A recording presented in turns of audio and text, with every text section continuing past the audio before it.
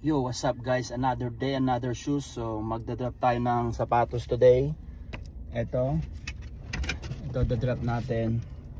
And then ano nga pala, sa bawat paghatid ko ng sapatos, mayroong halong takot tsaka pangamba na